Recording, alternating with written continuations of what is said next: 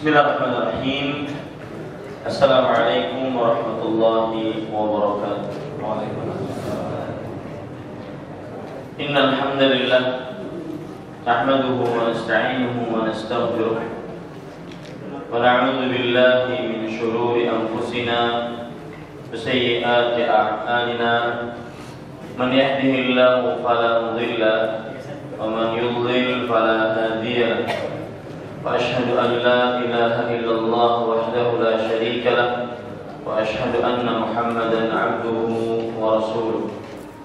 يا أيها الذين آمنوا اتقوا الله حق تقاته ولا تموتن إلا وأنتم مسلمون. يا أيها الناس اتقوا ربكم الذي خلقكم من نفس واحدة وخلق منها زوجها وبث منهما رجالا كثيرا ونساء واتقوا الله الذي تساءلون به والأرحام إن الله كان عليكم رقيبا. يا أيها الذين آمنوا اتقوا الله وقولوا قولا سديدا يصلح لكم أعمالكم ويغفر لكم ذنوبكم ومن يطع الله ورسوله فقد فاز فوزا عظيما.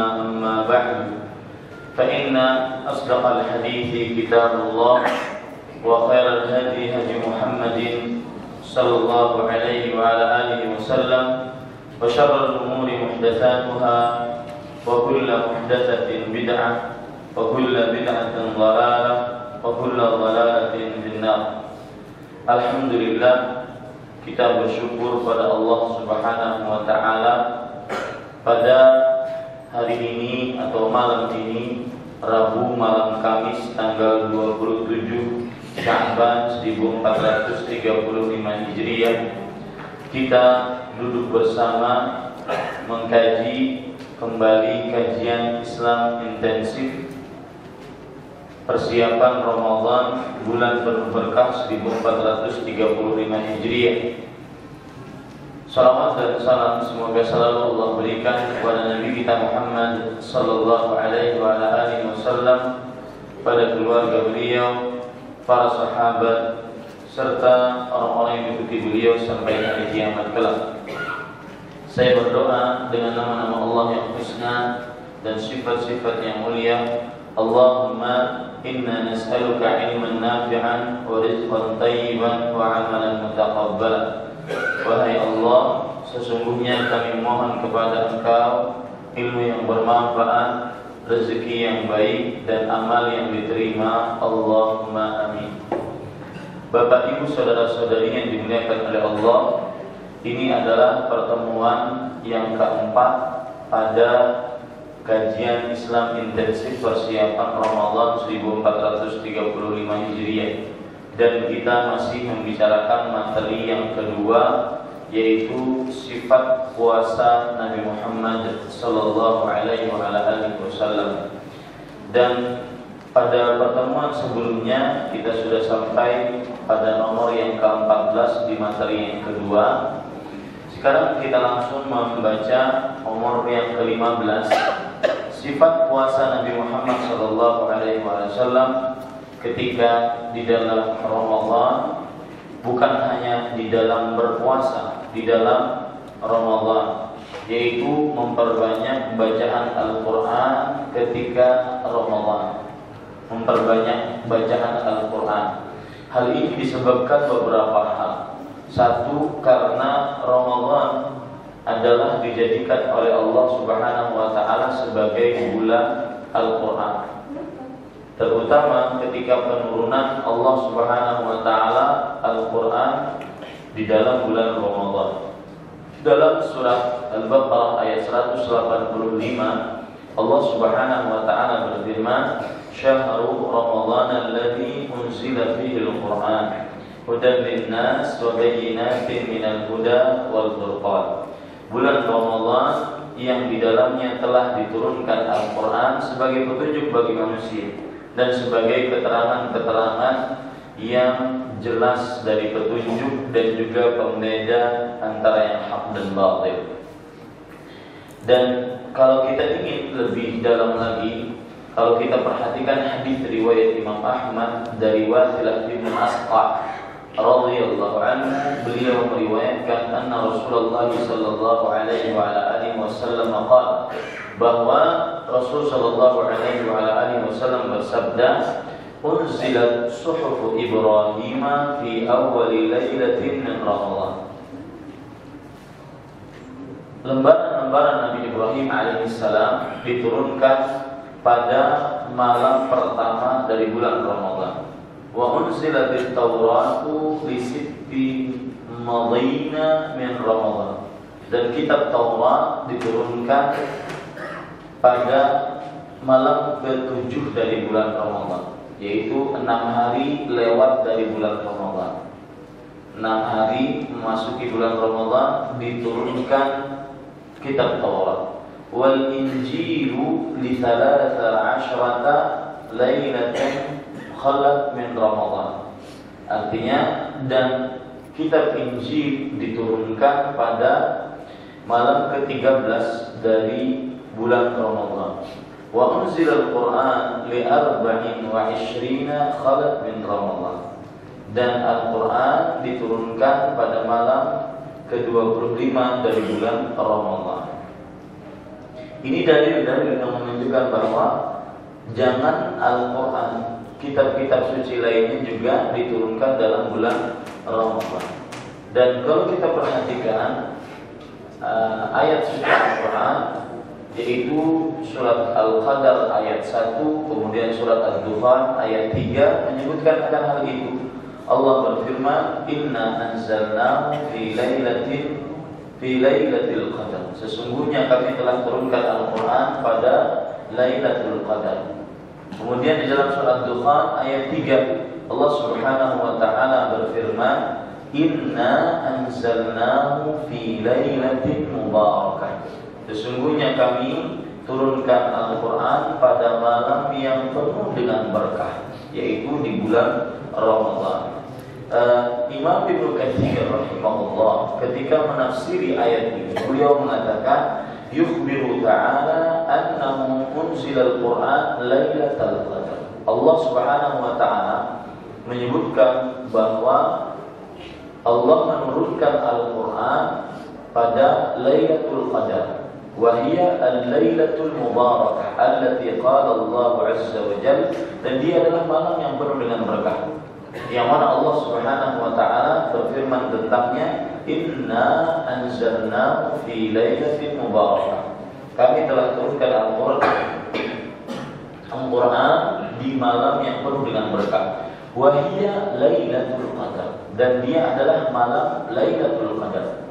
Wa hiya fi syahri Ramadan, dan malam tersebut terdapat dalam bulan Ramadan, sebagaimana yang disebutkan oleh Allah tadi dalam surat Al-Baqarah ayat 185. Ya, syahrul Ramadan alladzi unzila fihi al-Qur'an, bulan Ramadan yang telah diturunkan di dalamnya Al-Qur'an. Yang jelas Ramadan adalah bulan Al-Quran, bulan membaca Al-Quran. Kalau kita perhatikan hadis dari Rasul tentang bagaimana interaksi Rasulullah SAW dengan bulan Ramadan, coba perhatikan dari Abdullah bin Abbas radhiyallahu anhuma, beliau bercerita, karena Rasulullah SAW ajwadan nas wa ajwada ma yakunu fi Ramadan hina yalqahu Jibril wa kana yalqahu fi kulli lailatin min Ramadan fayudarisuhul Quran. Artinya Rasulullah sallallahu alaihi wasallam adalah seorang yang paling dermawan, lebih dermawan lagi ketika dalam bulan Ramadan, ketika ditemui oleh Jibril. Jadi menurut hadis ini, di setiap Ramadan Rasulullah SAW bertadarus bersama Jibril atau membaca Al-Quran di hadapan Jibril. Jibril alaihissalam mendapati beliau di setiap malam Ramadan, yudarisuhul Quran, ya, mengajarkan kepada Rasulullah SAW Al-Quran. Fala Rasulullah SAW ajwadu bil khair minar rihil mursal. Rasul Shallallahu Alaihi Wasallam lebih dermawan untuk mengerjakan kebaikan dibandingkan angin yang mengalir. Perumpamaan ini ada dua makna, yaitu kata-kata Rasulullah Shallallahu Alaihi Wasallam lebih dermawan untuk mengerjakan kebaikan dibandingkan angin yang mengalir. Kata angin yang mengalir ini ada dua makna. Yang pertama yaitu bacaan Al-Qur'annya Rasulullah SAW di dalam bulan Ramadan tidak berhenti, karena angin mengalir tidak pernah berhenti. Ya, ar-rihul mursalah, ya, ar-rih allati la tanqati'. Angin yang mengalir berarti angin yang tidak pernah berhenti, tidak pernah terputus. Nah, begitulah bacaan Al-Quran Rasulullah SAW dalam bulan Ramadan. Nah, ini menjadi perhatian bagi kita. Maka saya sering ingatkan sebelum Ramadan yang belum mempunyai Al-Quran atau mempunyai Al-Quran terjemah atau mempunyai Al-Quran kantor, yang silahkan siapkan diri Anda untuk menghadapi Ramadan, untuk banyak-banyak membaca Al-Quran. Salah satu amalan inti dalam bulan Ramadan adalah membaca Al-Quran. Hadis ini diriwayatkan oleh Imam Bukhari dan Muslim. Makna yang kedua, bahwasanya dermawannya Rasulullah SAW lebih dibandingkan angin yang mengalir adalah dermawan dengan harta. Dermawan dengan harta, yaitu beliau di dalam bulan Ramadan benar-benar menginfakkan hartanya, dan menginfakkannya tersebut, bersedekah dengan hartanya tersebut tanpa terputus, karena rihul mursalah tidak terputus, kemudian selalu ada. Bapak, Ibu, saudara-saudari yang dimuliakan oleh Allah. Makanya para ulama, diantaranya kalau tidak salah Sufyan bin Mas'ud Ats-Tsauri rahimahullah mengatakan ja'a Ramadan, telah datang bulan Ramadan. Ya, atau Sa'id bin Jubair, saya agak lupa. Yang jelas telah datang bulan Ramadan. Syahru tilawatil Quran wa if'alil ta'am. Bulan yang identik kepahaman, yang terkesannya hanya baca Quran dan menginfakkan harta. Itu Ramadan. Ciri Ramadan itu. Ya, maka kalau ada orang dalam bulan Ramadan tidak baca Quran, ini aneh. Atau kalau ada Ramadan orang ya sedikit infaknya, maka ini aneh. Kenapa? Karena ciri Ramadan ataupun identiknya bulan Ramadan dengan dua hal ini, membaca Al-Quran dan apa? Dan juga berdermawan, bersedekah dengan harta. Tapi kemudian para ikhwan yang dirahmati oleh Allah, ada pelajaran yang sangat menarik ataupun kisah-kisah yang sangat menarik diceritakan oleh Ibnu Rajab Al-Hambali tentang bagaimana ulama terdahulu salafus saleh membaca Al-Quran di dalam Ramadan. Coba perhatikan, disebutkan dalam kitab Lataiful Ma'arif, kana ba'du salaf yakhtimu fi qiyam Ramadan kull thalatha layali. Artinya, sebagian ulama terdahulu menghatamkan Al-Quran di dalam bangun malam Ramadan. Jadi siang tidak. Di dalam bangun malam Ramadan setiap 3 hari. Malam. Setiap apa? 3 hari. Dan itu sangat mungkin dilakukan oleh sebagian orang-orang yang punya kuat azim. Karena kita dari mulai terbenam matahari sampai datang waktu sahur mempunyai beberapa waktu, ya, beberapa waktu, yang mana dia 10 juz setiap malamnya, dia akhirnya dengan 3 hari atau 3 malam menghatamkan Al-Quran.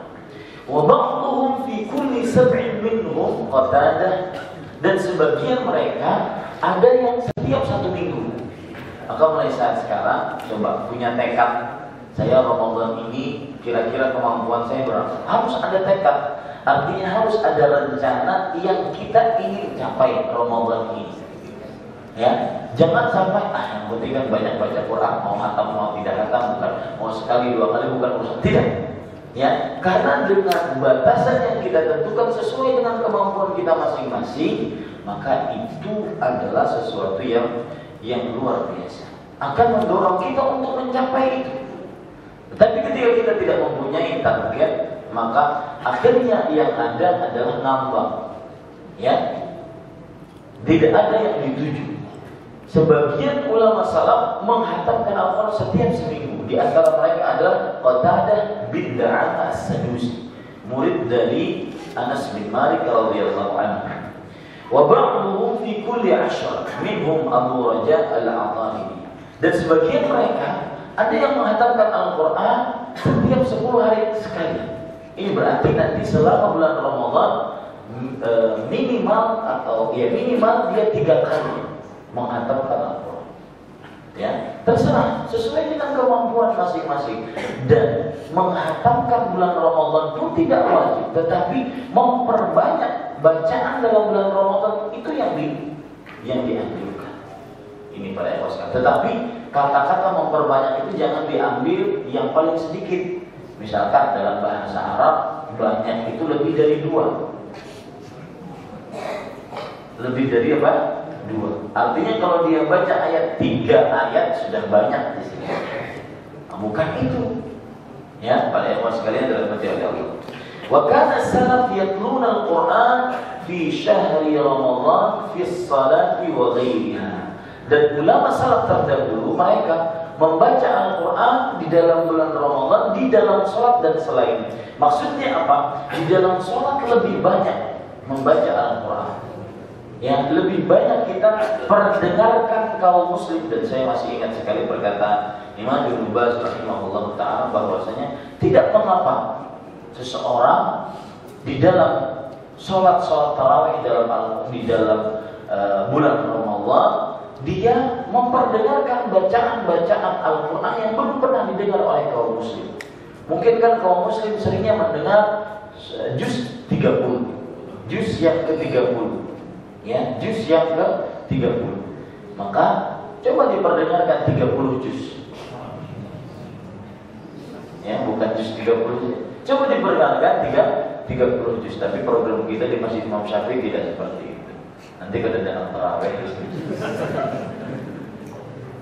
Ya, tapi para ikhwan sekalian dalam mencari Allah Subhanahu wa taala. Wa kana al-aswad yaqra'u fi kulli laylatayn min fi Ramadan. Wa kana al-Hanafi yaf'alu dhalika fi al-ashr al-awakhir minhu khassatan. Dan al-Aswad, ya, seorang ulama salaf juga, beliau menghatamkan Al-Quran setiap 2 malam dalam bulan Ramadan.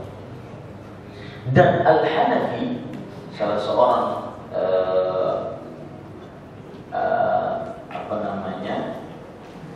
ulama besar dari kalangan tabi'in, dari keluarga Rasul sallallahu alaihi wasallam, menghatamkan Al-Quran setiap 2 hari itu di 10 hari terakhir. Di 10 hari terakhir. Jadi 10 hari terakhir itu harus lebih daripada 20 hari pertama. Nah, begitu sistemnya yang diajarkan oleh ulama-ulama terdahulu. Dan masih banyak sekali ya yang disebutkan oleh Ibnu Rajab Al-Hambali rahimahullah taala tentang bacaan Al-Quran. Coba perhatikan, wa kana Qatadatu yudarrisul Quran fi syahri Ramadan wa kana Az-Zuhri idza dakhala Ramadan qala fa inna ma huwa tilawatul Quran wa it'amut ta'am. Oh, ternyata itu perkataan Ubaidillah bin Muslim bin Ubaidillah Az-Zuhri, ya. Beliau seorang ulama dari tabi'in, Imam Ibnu Syihab Az-Zuhri, seorang ulama hadis. Beliau jika masuk bulan Ramadan mengatakan bulan yang khusus baca Al-Quran dan memberi makan kepada fakir miskin. Seperti yang saya ucapkan tadi bahwa ciri identik baca Al-Quran bulan Ramadan adalah apa? Adalah membaca Al-Quran dan memberi makan kepada fakir miskin. Tapi para ikhwan sekalian dirahmati oleh Allah, ini tentunya perlu pengaturan waktu mulai sekarang. Kita tahu sikap kita masing-masing. Waktu kita itu bagaimana kita tahu. Maka coba waktu kita atur sendiri. Dan ingat, ada penyakit yang dibisik-bisikkan oleh syaitan di dalam bulan Ramadan, yaitu at-taswif. At-taswif adalah menunda-nunda, dan diambil dari kalimat saufa. Nanti aja deh. Misalkan, perlu beri contoh, seseorang sudah mencanangkan di dalam bulan Ramadan setiap harinya dia baca Al-Quran 1 lembar setelah setiap sholat fardu. 1 lembar berapa sih? Ya, mungkin 15 menit bagi yang terbata-bata, bagi yang tidak lancar. 1 lembar tidak terlalu lama, 1 lembar. Berarti setiap harinya dia baca 5 lembar. Sidin ini sudah bertekad seperti itu, tapi kena sifat taswif, menunda-nunda. Habis subuh atau enggak baca 1 lembar. Ujar Sidin ini, nanti dikit jam 9. Tadi malam kita sudah sholat malam tarawih, mandar dulu habis subuh. Jam 9 karena sebelum ke pasar, sebelum beraktivitas jam 9 sudah aja itu. Ternyata sampai zuhur tidak terbaca. Berarti dia punya 2 tugas. Bagian zuhur dia harus baca dan bukan habis subuh tadi. Nanti juga seperti itu zuhur. Apalagi yang tidak terbiasa baca Al-Quran. Ini musibah. Yang tidak terbiasa baca Al-Quran, dia paksa dirinya di Ramadan, akan sangat berat. Mungkin sehari, 2 hari dia kuat. Hari ketiga, ya, ini para ikhwan yang dirahmati oleh Allah Subhanahu wa taala. Makanya hati-hati penyakit taswif. Apa itu taswif?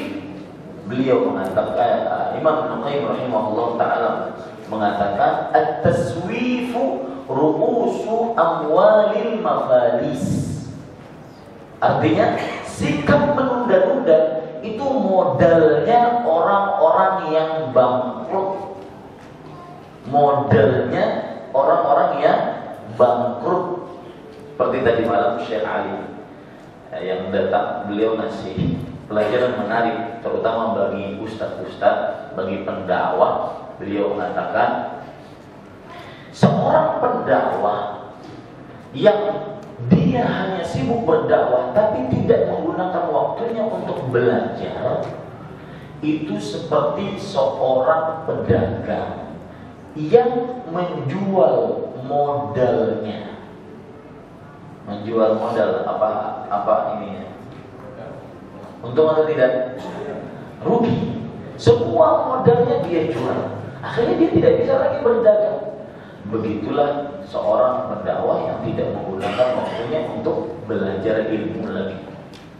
Ya. Nah, Bapak Ibu saudara-saudari yang dimuliakan oleh Allah, at-taswif, sikap menunda-nunda adalah modal orang-orang yang bangkrut. Maka hati-hati, jangan menunda-nunda. Ya, harus punya planning. Setiap habis sholat, apa yang saya kerjakan?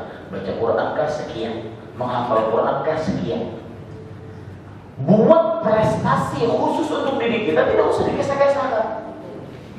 Ya, tidak perlu dicerita-ceritakan. Seminggu berlalu dari bulan Ramadan, menggawe lingga berapa hari. Ya, tidak perlu diceritakan. Bahkan orang terdekat kita pun, orang tua, istri kita, tidak perlu tahu apa yang kita perbuat dengan Al-Quran kita. Ya, untuk menjaga keikhlasan hati kita. Kemudian yang ke-15, yang ke-16, sifat puasa Rasul sallallahu alaihi wasallam memperbanyak sedekah ketika Ramadan. Memperbanyak sedekah ketika Ramadan. Salah satu sedekah yang sangat dianjurkan adalah membukakan puasa. orang yang berpuasa di saat buka puasa. Ya, dalam hadis yang sangat luar biasa, hadis riwayat Tirmidzi, man fattara sha'iman kana lahu mithlu ajri ghaira annahu la yanqusu min ajri as-sha'imi syai'an. Barang siapa yang membukakan puasa, maka baginya seperti pahala orang berpuasa tersebut, tanpa mengurangi pahala orang yang berpuasa tersebut sedikit pun. Ya, maka ini kesempatan, dan kita bisa membukakan puasa dengan walau sedikit saja. Ya, kita bisa membukakan puasa orang walau dengan sedikit saja. Misalkan di Masjid Imam Syafi'i sudah penuh, kita bisa bukakan puasa. Saya jadi ingat pengalaman waktu di kota Damam. Ya, ini bisa dilakukan bagi orang-orang yang kaya cerdas. Dia melihat ada lahan amal, dia tidak sia-siakan.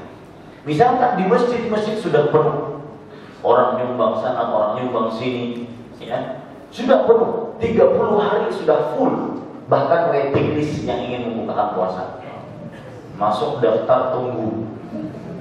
Orang ini cerdas, di tengah jalan kadang-kadang membukakan puasa. Maka dulu kami waktu di Islamic Center di Damam, kita bawa mobil pickup, isinya kurma 3 biji. Kemudian asir itu adalah jus yang pada kotak-kotak itu. Kemudian roti 1, selesai. Bagi per plastik. Orang-orang di jalan kan manusia bermacam-macam. Nah, ini beri satu solusi, ya, kunci untuk membukakan puasa. Ini waktu berapa? Anda orang yang cerdas, Anda putar otak Anda untuk bisa menghasilkan pahala di bulan Ramadan. Ya, jadi jangan mau tapi sibuk saja, dan jangan pinanya sudah banyak kok. Nah, lebih sugi karena saya itu juga. Nah, ini keliru. Dalam ibadah tidak boleh ada seperti itu. Ya, tidak boleh melihat ke bawah, melihat ke atas. Dan tidak boleh merasa puas. Makanya ini ladang untuk beramal. Coba disiapkan waktu, disiapkan. Ini luar biasa.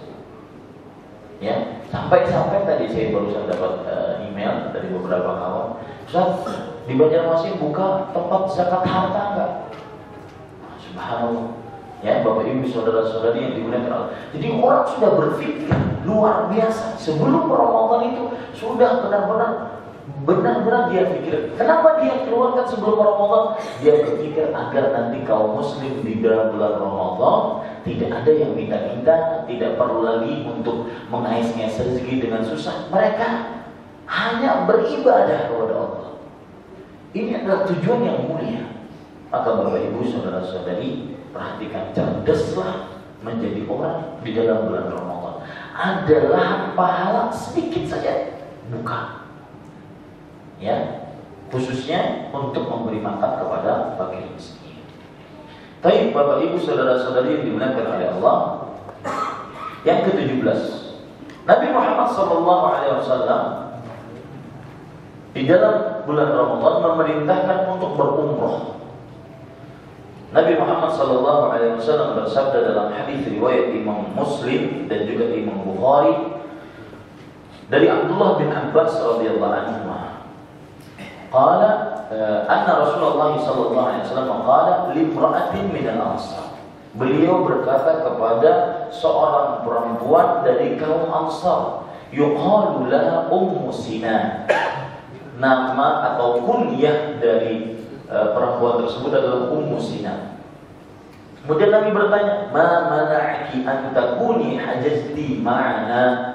Wahai Ummu Sinan, kenapa engkau tidak berhaji bersama kami tahun ini? Qalat, yang jelas kalau saya membaca terlalu panjang, perempuan tersebut berkilah bahwa kami cuma punya 2 onta. Onta yang pertama digunakan suamiku untuk berhaji, onta yang kedua aku gunakan untuk bercocok tanam. Maka aku tidak mempunyai kendaraan untuk naik haji. Akhirnya aku tidak naik haji, yaitu beliau tidak mampu. Maka Rasul sallallahu alaihi wasallam bersabda, "Fa inna 'umratan fi Ramadan taqdi hajjah." Sesungguhnya berumrah dalam bulan Ramadan senilai dengan sebuah haji. Dalam riwayat yang lain, "Au hajjatan ma'i," senilai dengan berhaji bersamaku.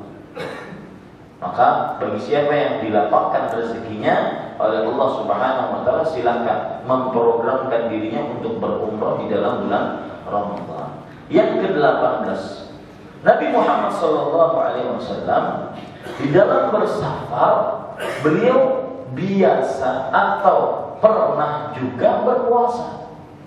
Artinya begini, berpuasa dalam bersafar itu boleh. Berpuasa dalam bersafar diperbolehkan. Nanti kita akan baca insyaallah setelah salat Isya materi kajian yang ketiga, permasalahan seputar puasa. Ya, saya akan jelaskan secara detail bagaimana hubungan puasa dengan safar. Dalam artian kalau ada orang yang berpuasa lalu dia bersafar, apakah harus berbuka, apakah tidak? Yang jelas dalam sifat puasa Rasulullah SAW, beliau meskipun bersafar tetap pernah dalam keadaan berpuasa. Dalil yang menunjukkan hal itu adalah hadis riwayat Bukhari. Abdullah bin Abbas radhiyallahu anhu berkata,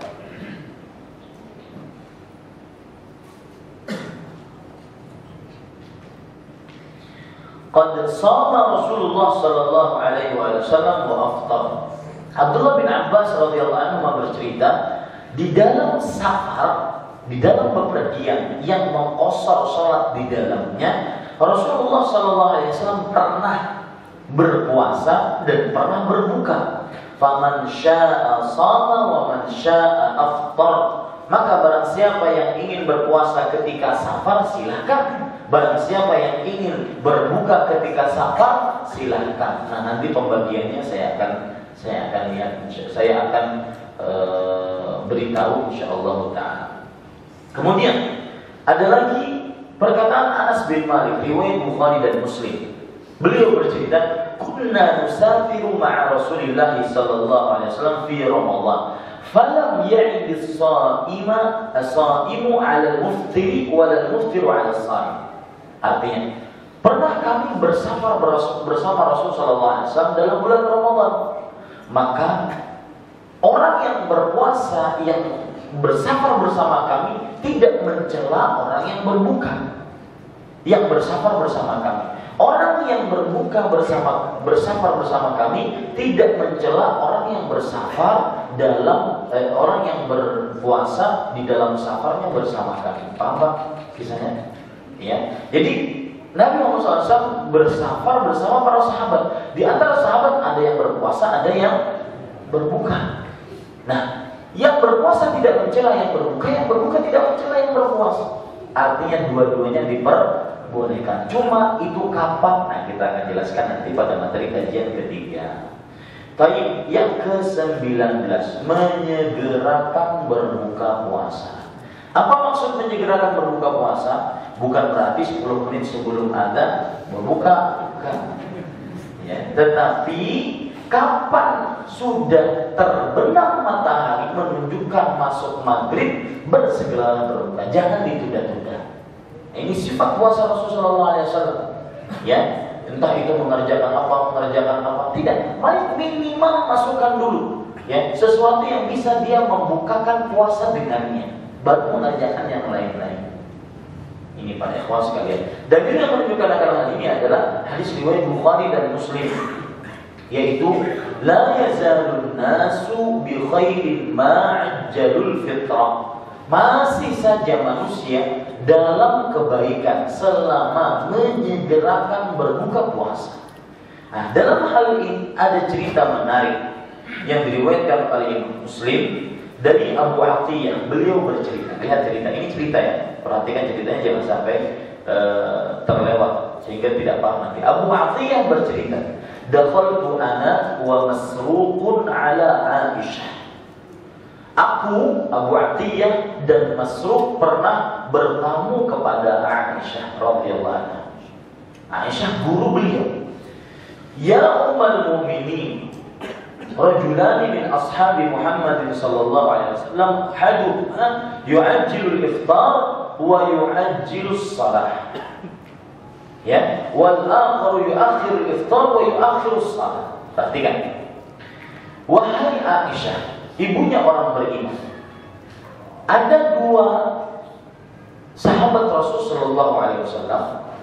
Salah satunya menyegerakan berbuka dan menyegerakan sholat. Yang satu lagi mengakhirkan berbuka dan mengakhirkan sholat. Kemudian Aisyah bertanya, ayyuhuma alladhi yu'ajjilu al-iftar wa yu'ajjilu as-salat? Siapa mereka di antara dua orang ini yang mendahulukan berbuka, menyegerakan berbuka dan menyegerakan sholat? Siapa di antara dua ini?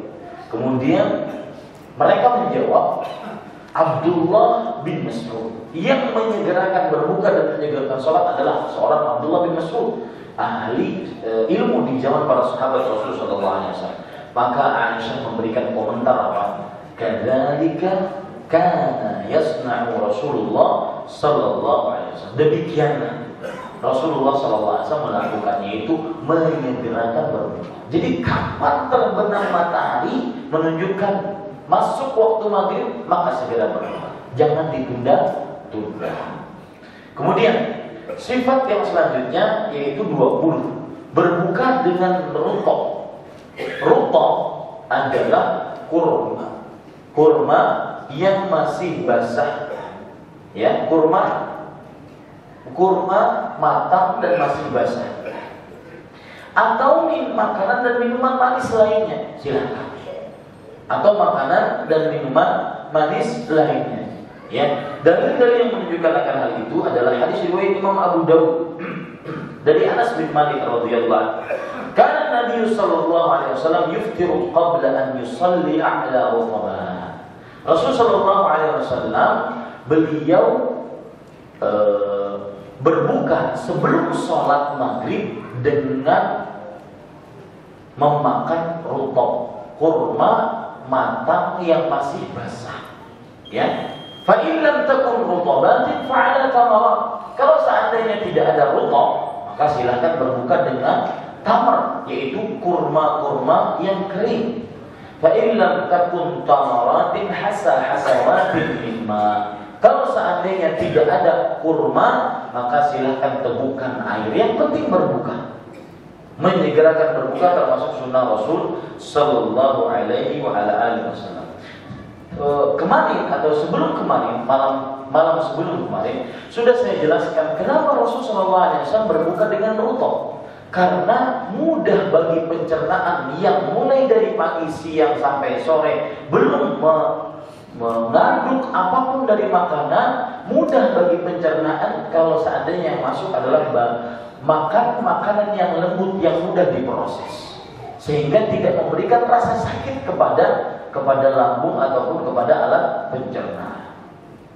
Kemudian adapun bersahur sudah kita bahas bahwasanya yang paling baik adalah tamar, kurma kering, karena pencernaannya akan lama dan memberikan kekuatan sampai kepada batas yang dihabiskan untuk mencerna kurma kering tersebut. Yang ke-21, berdoa ketika berbuka puasa. Ya, berdoa ketika berbuka puasa. Ada beberapa hadis tentang ini, di antaranya hadis riwayat Imam Abu Dawud dari Abdullah bin Umar radhiyallahu anhu, karena Rasulullah sallallahu alaihi wasallam idza aftara. Nabi Muhammad sallallahu alaihi wasallam jika sedang berbuka, beliau mengucapkan zahaba dhama'u wa batallatil 'uruq wa thabata al-ajru insyaallah. Sudah ada. Ya. Artinya telah hilang rasa dahaga, telah terisi usus-usus dan telah tetap pahala dengan kehendak Allah Subhanahu wa taala. Ya, kita bahas nanti setelah itu. Jangan ada dulu. Ya, kita lanjutkan Bapak, Ibu, saudara-saudari yang dimuliakan oleh Allah Subhanahu wa taala. Tadi sudah saya sebutkan hadis pertama yang menunjukkan tentang berdoa ketika berbuka. Nah, kata-kata ketika ini sebagian ada yang memahaminya sedang, sebagian lain ada yang memahaminya sebelum berbuka. Wallahu a'lam, yang lebih saya condong kepadanya berdasarkan dalil ini adalah ketika seorang berbuka maka dia membaca bismillah. Nah, sedang berbuka, ketika berbuka dia baca ini.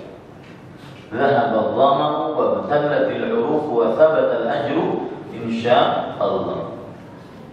Dan di sana ada hadis yang lain riwayat Imam Baihaqi dalam kitab beliau Syu'abul Iman dari Anas bin Malik radhiyallahu anhu, Rasul sallallahu alaihi wasallam bersabda, "Salatu da'awatin la turad." 3 doa yang tidak tertolak. Da'watul walidi wa da'watus shaimi wa da'watul musafir.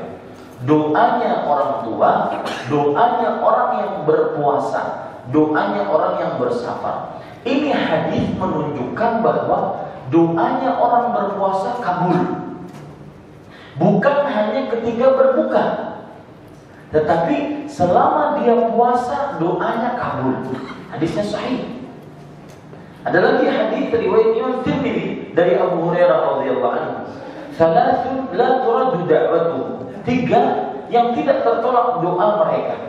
Al-imamul adil was-sha'imu hatta yuftir wa da'watul mazlum. Doanya imam yang adil, doanya orang yang berpuasa sampai berbuka. Lihat kata-kata sampai. Berarti dari mulai dia berpuasa di pagi hari sampai dia berbuka doanya kabul. Makanya saya katakan amalan inti dalam bulan Ramadan adalah banyak-banyak berdoa. Dan rubah persepsi bahwa berdoa itu hanya di atas sajadah di dalam masjid menghadap kiblat. Tidak. Berdoa kapan saja.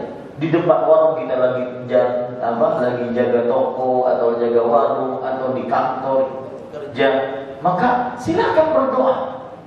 Ya. Terutama ketika nanti puasa. Bulan Ramadan. Wa da'watul mazlum, doanya orang yang terzalimi. Baik.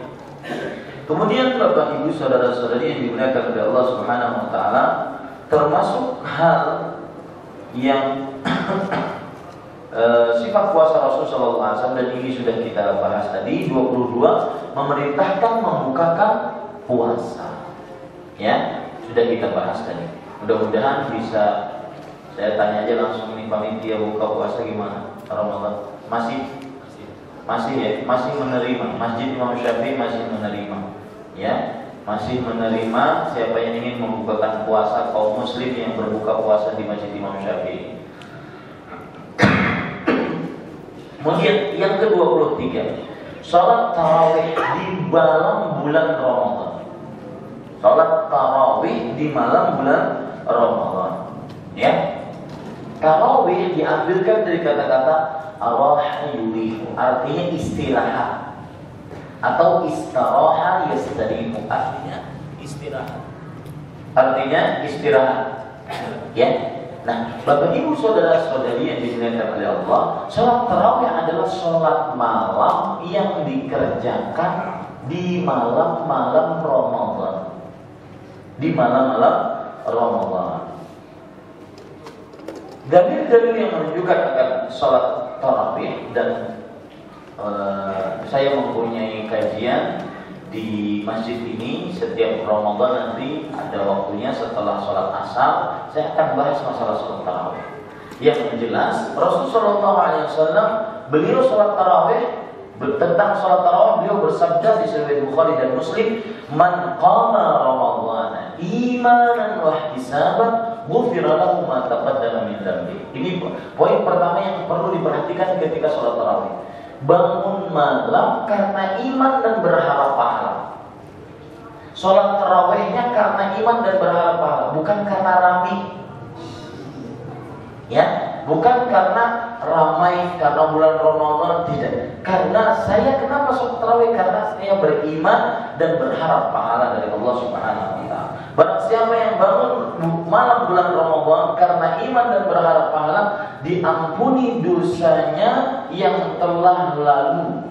Diampuni dosanya yang telah lalu. Kemudian, Bapak Ibu saudara-saudari yang dimuliakan oleh Allah Subhanahu wa taala. Yang kedua, yang perlu diperhatikan dalam sholat tarawih, hadis Aisyah radhiyallahu anha. Coba perhatikan, Aisyah radhiyallahu anha bercerita ketika ditanya, "Kaifa kanat shalatu Rasulillah sallallahu alaihi wasallam fi Ramadan?" Bagaimana salat Rasul sallallahu alaihi wasallam di dalam Ramadan? Maka ya, Rasulullah sallallahu alaihi wasallam, Aisyah bercerita, maka Rasulullah sallallahu alaihi wasallam yazidu fi Ramadan wala fi ghairihi ala 11 raka'atan. Rasul sallallahu alaihi wasallam tidak menambah dalam bulan Ramadan atau di selainnya tentang sholat malam lebih dari 11 rakaat. Bagaimana caranya? Yusalli arba'an fala tas'al an husnihinna wa qulihinna. Beliau sholat 4 rakaat, maka jangan kamu tanya panjang dan bagusnya sholat beliau. Kemudian sholat 4 rakaat lagi, maka jangan kamu tanya panjang dan bagusnya sholat beliau.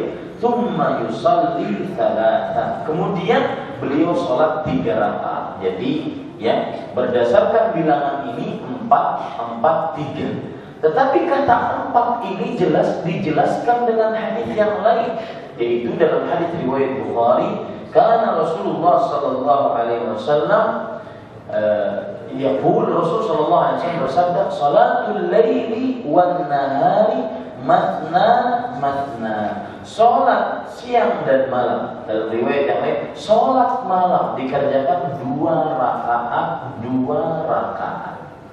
Dalam riwayat yang lain yang perlu diperhatikan dalam sholat tarawih juga di riwayat Muslim, yusallimu baina kulli raka'atain wa yutiru bi wahidah.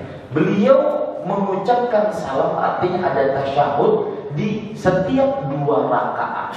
Kemudian beliau berwitir 1 rakaat. Oleh karenanya kita ingin mencontoh benar-benar Rasul sallallahu alaihi wasallam dalam hal ini, maka kita sholatnya, tarawihnya 11. 2 rakaat salam, 2 rakaat salam, 2 rakaat salam, sampai nanti kita tutup dengan 1 rakaat witir. Ya, 1 rakaat witir. Dan kita mengusahakan memperhatikan hadis yang diceritakan oleh Aisyah, 4 rakaat. Maka jangan kamu tanya panjang dan bagusnya sholat beliau. Ya, maka mungkin akan agak panjang. Enggak ada penakut-nakuti, agak panjang. 4 rakaat, setelah itu kita istirahat.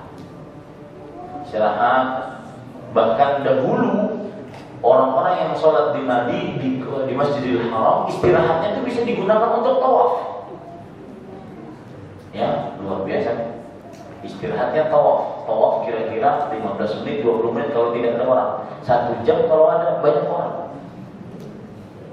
Habis itu sholat lagi 4 rakaat. Jadi waktunya penuh dengan ibadah, sudah tempatnya dilipat gandakan, begitu lagi pahalanya. Begitu lagi amalan. Nah, kita aturan lebih dari itu, karena masjid kita masjid biasa, jauh dari kota Makkah yang suci, paling suci sedunia, maka harus kita beribadah sesuai dengan kemampuan kita, ya, dengan mencontoh Rasulullah SAW. Yaitu 2 rakaat salam, dan ini panjang, kemudian istirahat. 2 rakaat salam, kemudian dan itu panjang, kemudian istirahat, baru setelah itu witir 3 rakaat. Entah dikerjakan 3 rakaat sekaligus berdasarkan hadis tadi, atau 2-1, dan ini yang paling banyak dikerjakan oleh Rasul sallallahu alaihi wasallam. Nah, Bapak Ibu saudara-saudari, nanti baru pembicaraan 10 hari terakhir. Nanti sesuai dengan kesepakatan jamaah, ya. Dan saya akan bicarakan dengan pengurus masjid bagaimana 10 hari terakhir. Apakah 11 rakaat tetap, tetapi waktunya kita akhirkan. Misalkan jam 11, selesai jam 2. Wah, ya, bulik lah, sahur ya. 10 hari terakhir itu no way apa-apa, hanya Lailatul Qadar, just Lailatul Qadar. Buat ya, ini Bapak Ibu saudara-saudari sekalian. Tapi nanti kita akan bicarakan tentang 10 hari terakhir. Tapi dari hari pertama seperti itu dulu. Kemudian Bapak Ibu saudara-saudari yang dimuliakan oleh Allah, yang ke-24. Ini saya punya jadwal jam 9 tepat live roja di sini.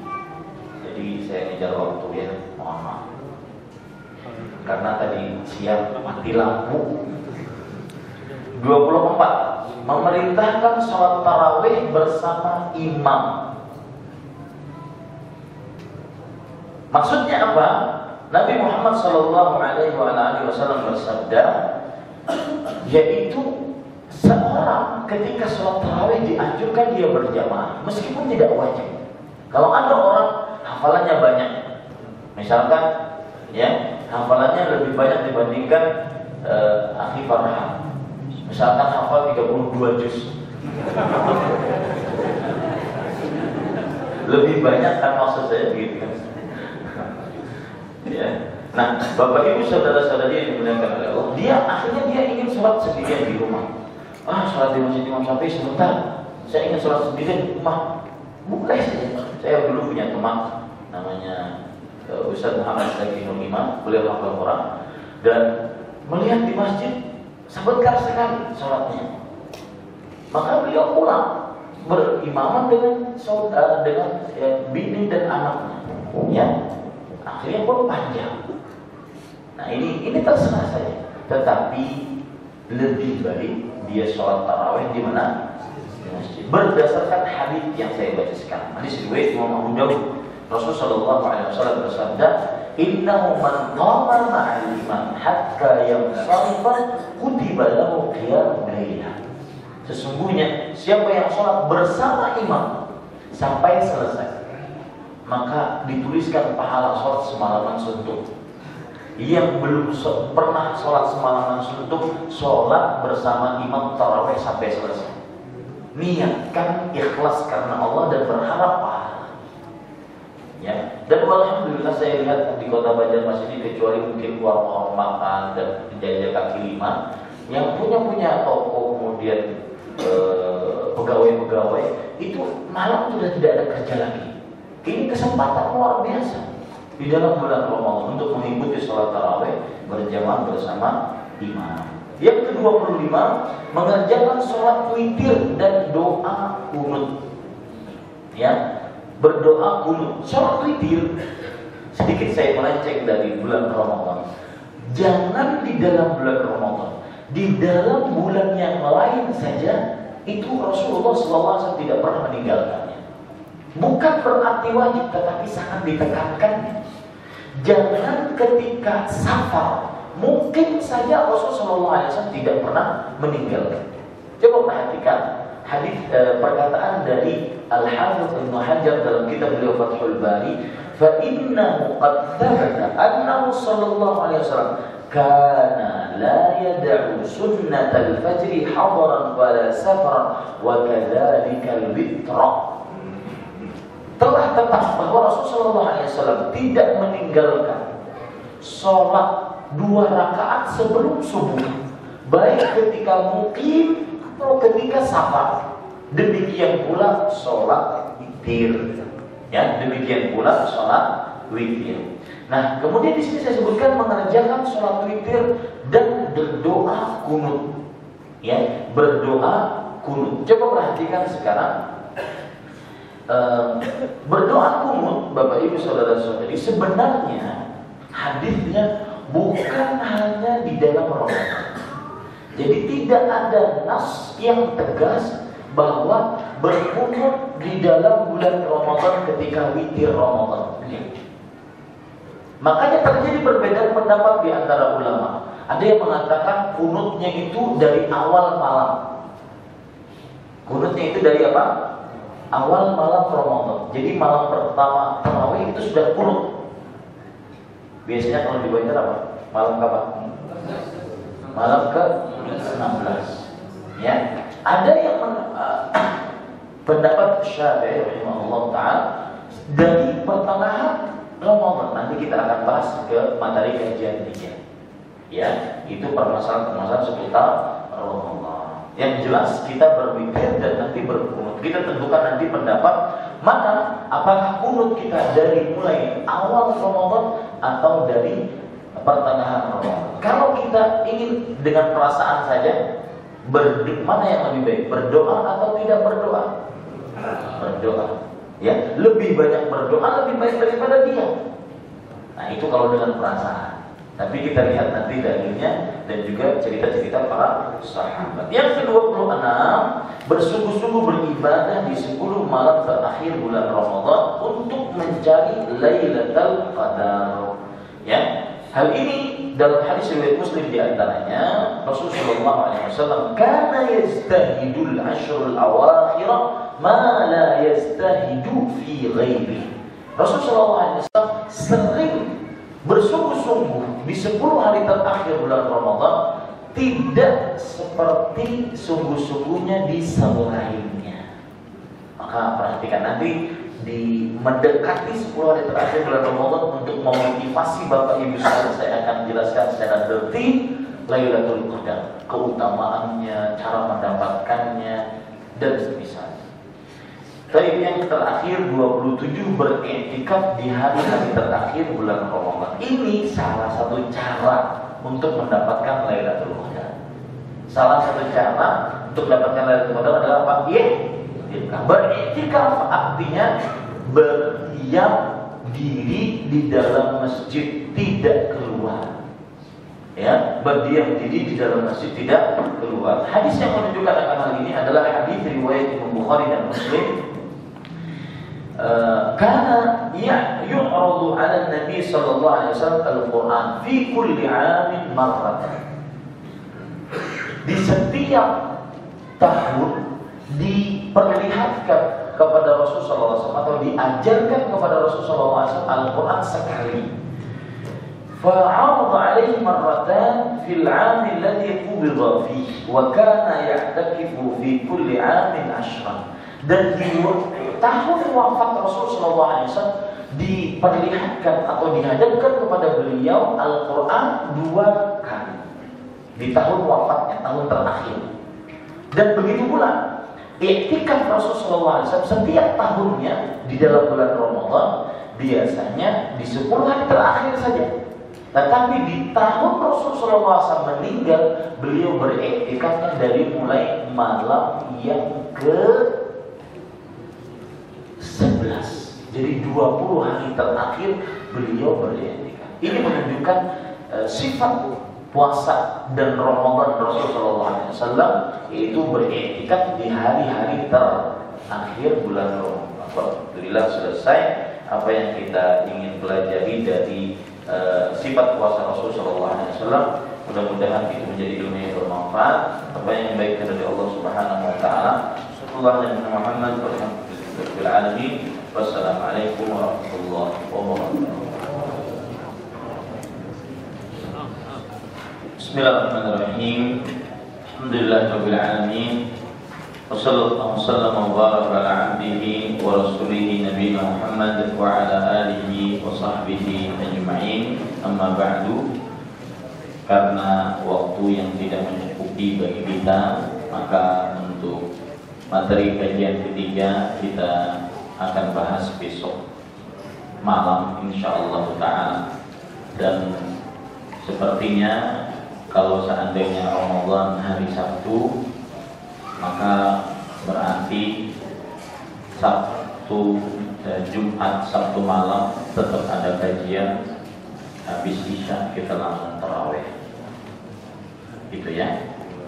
Jadi kita masih punya 2 kajian, malam Jumat dengan malam Sabtu, insyaallah ta'ala.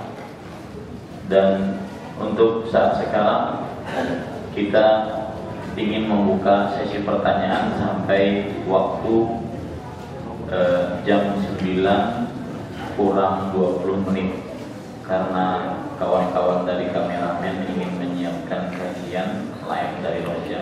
Siapa yang ingin nonton sebenarnya kajiannya bagaimana sampai di TV silahkan. Jadi nonton yang aslinya di sini, TV-nya di situ.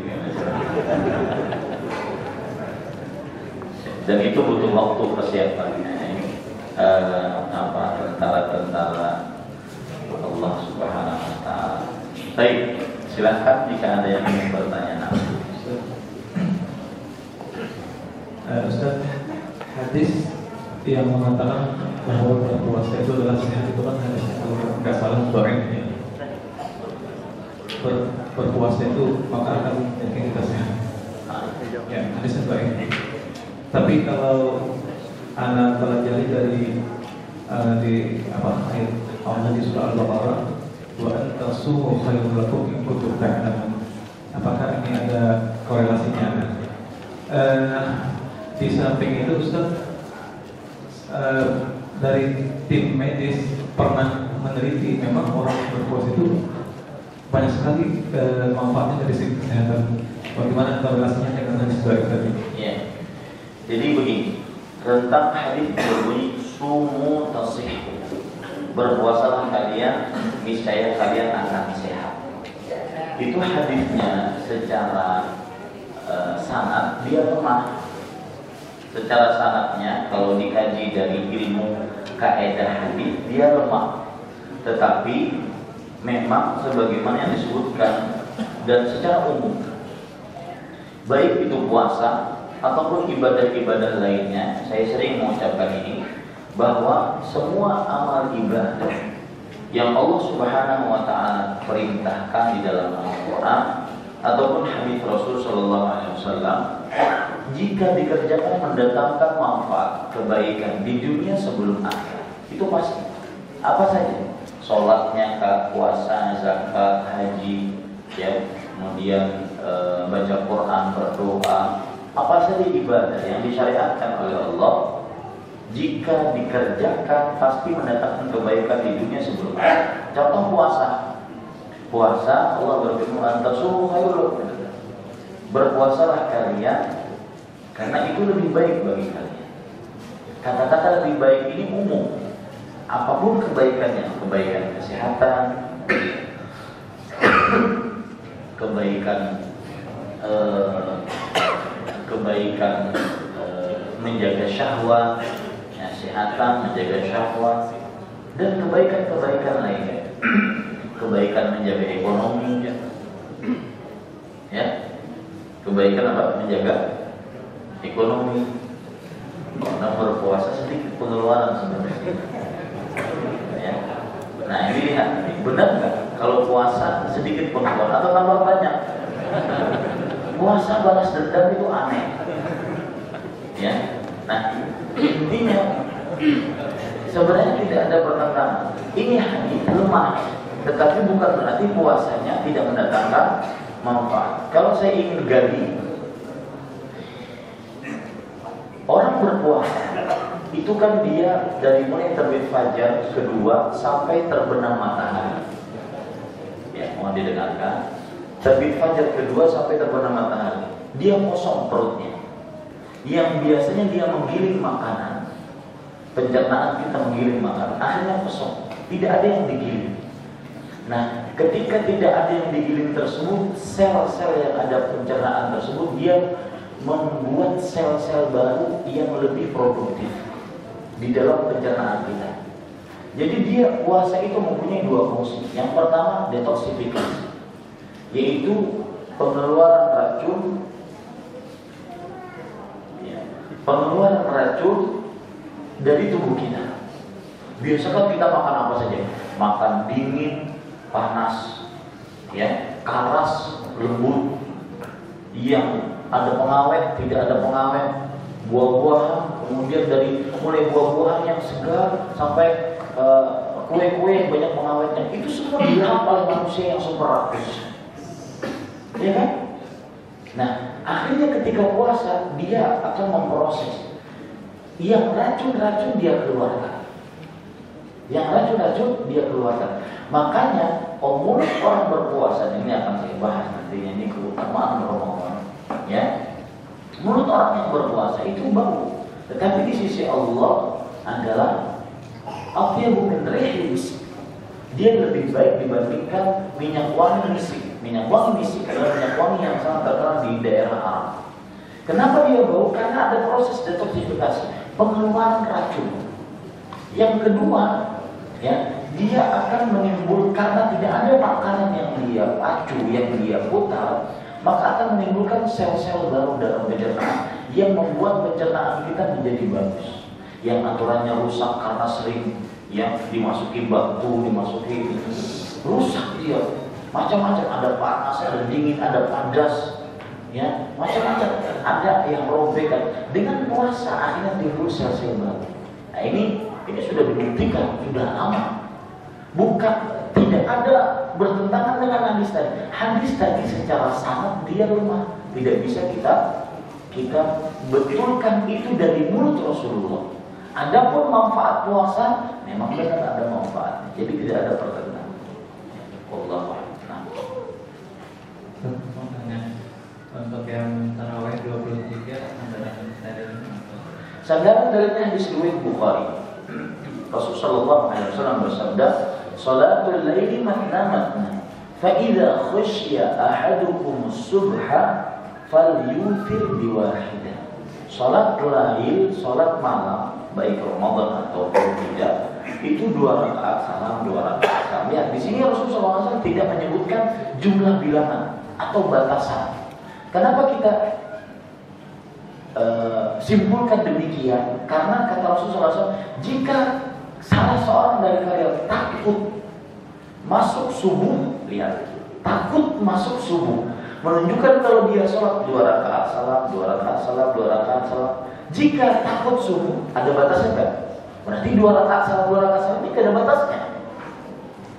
Jika takut subuh, jadi batasannya adalah bukan bilangan tetapi waktu. Jika takut subuh, maka hendaklah kerjakan witir 1. Lalu berapa rakaat? 2 rakaat salam, tidak terbatas. Hanya batasannya adalah takut subuh. Nah ini dalil yang saya kuat. Adapun dalil-dalil yang digunakan oleh sebagian orang yang 23 seperti Umar bin Khattab ketika memerintahkan Ubay bin Ka'ab memimpin sholat tarawih dan sholat yang 23, ini dari sisi sanadnya lemah.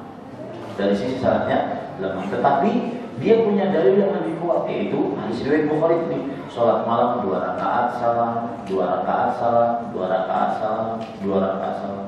Apabila kalian takut subuh, maka witirlah 1 rakaat. Terus ada untuk mendapatkan keutamaan yang kalau mengikuti imam sampai selesai dapat waktu untuk ikut yang di 23 dua-duanya. Dua-duanya. Silakan yang 11, silakan yang 23. Karena hadisnya lihat umum. Yang sholat bersama imam sampai selesai. Tidak disebutkan sholat bersama imam 11 rakaat. Enggak. Sholat bersama imam 23 rakaat. Tidak. Sampai selesai. Ya. Entah dia sampai selesai yang 11 rakaat atau 23 rakaat. Nah, ada sebagian orang ini keliru. Dan ini sering dikupas oleh para syekh ketika bulan Ramadan. Ada sebagian orang berpendapat 11 rakaat. Ya, sedangkan imamnya 23 misalnya. Maka akhirnya dia tidak pulang, Pak. Jadi di belakang nunggu. Bukan dia kan tidak wajib. Jadi boleh tidak sholat dia di belakang nunggu. Kapan dia ikut? Pas witir. Nah, berarti kan sampai selesai imam kata dia. Nah, ini pengamalan yang tidak benar. Paham maksud saya, Pak? Nah, ini membuat gaduh nanti di masyarakat. Tidak benar. Kalau ingin 11, ya cari masjid yang 11. Kalau ingin 23, ya cari masjid yang 23. Dan seluruhnya masuk ke dalam hadis tadi. Yang sholat bersama imam sampai selesai, maka dia akan mendapatkan atau dituliskan untuknya pahala sholat semalaman. Wallahu a'lam. Pertanyaan Ana yang sebaliknya tadi dia sholat 11 rakaat dengan witir. Nah, imam yang memimpin sholat ini keluar ketika sebelum witir karena akan ada sholat malam di jam 2:30 malam. Di situ sampai 11 rakaat juga sambungannya. Nah, bagaimana yang makmum ini imamnya berbeda? Terus yang kedua, imam tadi dia nyambung lagi. Berarti sholatnya 8 tambah 8 kan ada witir lagi. Ya. Dan 8 ada di 16 yang berwitir 3 19. Dan itu sudah terjadi di beberapa masjid di Banjarmasin. Ya, tidak mengapa. Ya, yang penting amalkan hadis tadi. Jadi ketika misalkan ini kejadian biasa di 10 hari terakhir bulan Ramadan, ya, ada yang berpendapat mereka kerjakan 8 di awal malam, seperti habis sholat isya langsung tarawih 8 rakaat. Nanti di pertengahan malam ketiga mereka bersepakat satu jamaah masjid, ya, untuk sholat lagi, tarawih lagi sebanyak 11 rakaat lagi. Maka kita katakan tidak mengapa ini. Lalu Ustaz, hadis yang maksud tadi mana? Saya bisanya cuma yang habis isya. Maka sih cukup, itu masuk. Jangan terlalu diperinci. Itu masuk karena dia sholat selesai bersama imam. Entah selesainya, entah itu imamnya itu berhenti pas waktu sebelum witir, tarawih dia berhenti karena akan sholat witirnya nanti di akhir malam, atau pas witirnya di situ. Nah, begitu pula yang ikut di sepertiga malam terakhir, tidak ikut di awal, maka masuk juga. Dua-duanya masuk, jangan dipersulit. Ya, dua-duanya masuk. Paham maksud saya? Ya, begitu ya. Nah, ini yang kita bicarakan tadi, yang disebutkan oleh Ahmadi ini. Apakah kita di Masjid Imam Syafi'i bagaimana nanti melakukannya? Yang saya lebih condong kepada pendapat mana yang paling mudah bagi kita.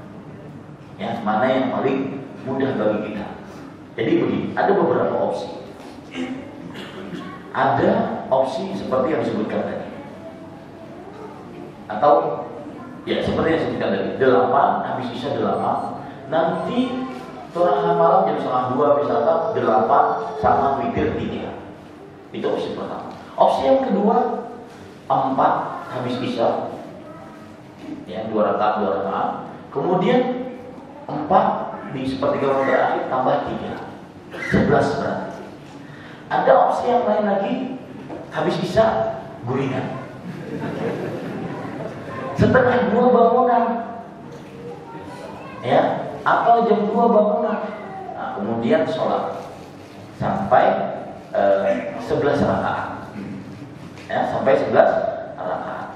Nah, nanti saya dari sekarang sudah mengatakan mana yang paling mudah bagi kita, karena di antara kita ada yang tua, ada yang sakit, ada yang punya anak, ya, ada yang jauh dan macam. Kita akan mana yang paling mudah.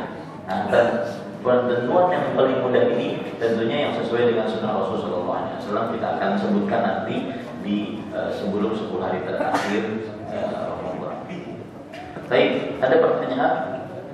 Sholat witir adalah sholat penutup atau tidak ada sholat setelah witir? Bagaimana pada saat sholat tarawih di mana ada sholat witir?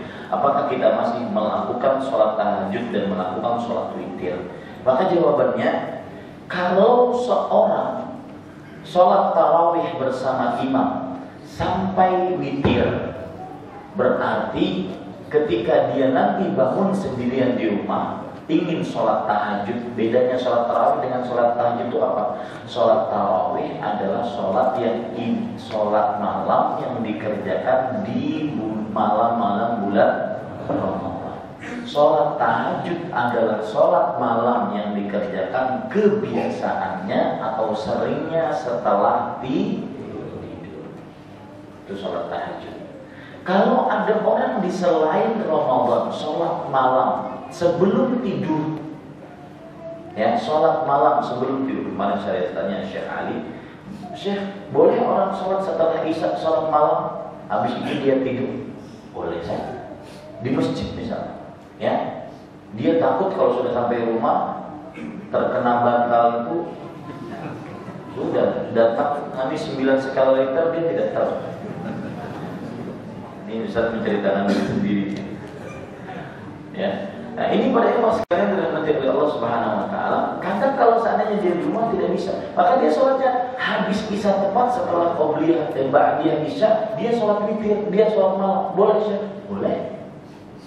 Karena dalil yang menunjukkan bahwa aku diwasiatkan oleh Rasulullah untuk berwitir sebelum tidur, bukan berarti sebelum ke kasur witir dulu, bukan. Boleh dia witirnya di isya. Setelah sholat isya langsung boleh, meskipun dia terus-terusan seperti itu, karena mungkin itu yang mampunya. Agama Islam mudah, dan itu termasuk daripada sholat baik. Jadi, nah yang jelas kalau dia sholat witir bersama imam di awal malam, maka dia tidak boleh lagi mengerjakan sholat witir. Dia hanya boleh mengerjakan sholat tahajud 2 rakaat sampai subuh. Tidak ada witirnya lagi. Kenapa? Karena kalau ditambah witir sekali lagi menjadi genap. Ya betul. Menjadi apa? Genap. Padahal yang diinginkan oleh Rasulullah adalah witir. Dan ditambah dengan hadis Rasul, la witrani fi laila. Tidak ada 2 sholat witir dalam satu malam. Wallahu a'lam. Ini terakhir, mohon maaf sekali. Assalamualaikum warahmatullahi wabarakatuh. Waalaikumsalam warahmatullahi wabarakatuh. Sholat witir 7 rakaat, pelaksanaannya 2 rakaat, kemudian 3 rakaat. Rakaat takbir, rakaat terakhir kunut. Kunutnya setelah ruku atau sebelum ruku. Mohon penjelasan. Betul itu bisa dikerjakan seperti itu. Ya, 7 rakaat, 2 rakaat, kemudian 3 sekaligus, bisa witirnya. Witir itu ada 2 macam. Nanti saya akan jelaskan di hari-hari Ramadan cara sholatnya. Witir itu ada 3 macam. 3 sekaligus, hadis Aisyah riwayat Bukhari, atau 2-1. Yang paling banyak dikerjakan oleh Rasulullah adalah 2-1. Arti 2-1, 2 rakaat salam, kemudian 1 rakaat. Dan 1 rakaatnya ini yang disebut dengan witir. Baik. Kemudian kunut. Kunutnya itu setelah ruku atau sebelum ruku. Bapak-bapak dan ibu-ibu mungkin yang belum pernah mendengar pertanyaan seperti ini bingung. Masa ada kunut sebelum ruku? Jadi Allahu Akbar, Al-Fatihah, waladhdallin, amin, lam yakul lahu kufuwan ahad, ya, selesai. Kemudian doa sebelum ruku. Ini ada dalilnya. Nah, terjadi bahkan perbedaan pendapat di antara ulama bahwa apakah witir itu sebelum kunut itu sebelum ruku atau setelah ruku? Maka jawabannya, ya, Allahu a'lam, tidak ada nas yang tegas dari Rasul sallallahu alaihi wasallam, tapi hanya riwayat-riwayat dari para sahabat. Makanya apabila ada orang yang kunut sebelum ruku dipersilakan, apabila ada orang yang kunut setelah ruku juga dipersilakan. Mudah-mudahan bermanfaat. Kita cukupkan dengan kafaratul majlis. Subhanallah bihamdika, asyhadu an la ilaha illa anta, astaghfiruka wa atubu ilaik. Sallallahu alaihi wa sallam. Walhamdulillahirabbil alamin. Wassalamualaikum warahmatullahi wabarakatuh.